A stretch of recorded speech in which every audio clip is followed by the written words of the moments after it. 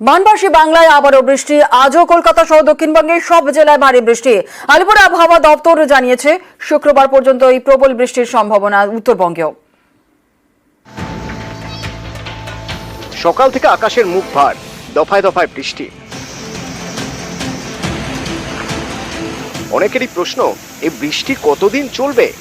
আলিপুর আবহাওয়া দপ্তর জানিয়েছে বৃহস্পতিবার পর্যন্ত পূর্ব বর্ধমান, পশ্চিম বর্ধমান, উত্তর 24 পরগনা, দক্ষিণ 24 পরগনা এবং পূর্ব মেদিনীপুরে অতি ভারী বৃষ্টি।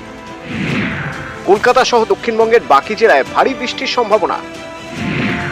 ভারী বৃষ্টির সম্ভাবনা পুরুলিয়া, পশ্চিম বর্ধমান, বীরভূম এবং মুর্শিদাবাদেও।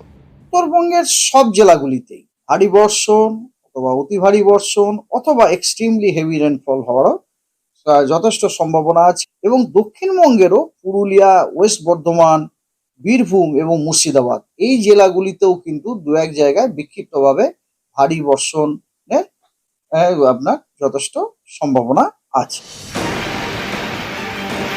বুধবার বৃষ্টি হয় দার্জিলিং এ, এতে জেপি শর্মা রোডে জলের স্রোত। জমা জলে ভোগান্তির এক শেষ।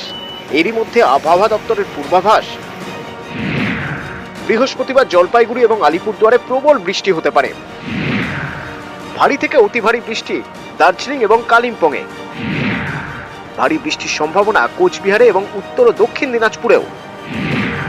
শুক্রবার ভারী থেকে অতি ভারী বৃষ্টি কালিম্পং এবং আলিপুরদুয়ারে। ভারী বৃষ্টির সম্ভাবনা দার্জিলিং, কালিম্পং এবং কোচবিহারে। দার্জিলিং, জলপাইগুড়ি, কালিম্পং, আলিপুরদুয়ার এবং কোচবিহার এই 5টি জেলার অধিকাংশ স্থানেই হালকা ও মাঝারি বৃষ্টিপাত হওয়ার সম্ভাবনা আছে। 27 তারিখের পরে অন্য কোনো দিনের জন্য কিন্তু কোনো ওয়ার্নিং এই মুহূর্তে নেই।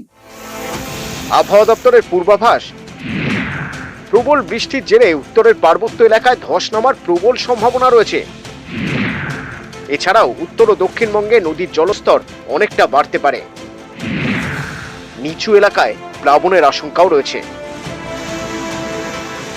বঙ্গে বৃষ্টি, পাশের রাজ্য বিহার, ঝাড়খণ্ড এবং ছত্তিশগড়েও ভারী বৃষ্টির আশঙ্কা। এতে আবারও জল যন্ত্রণার আশঙ্কা। নিউজ 18 বাংলা।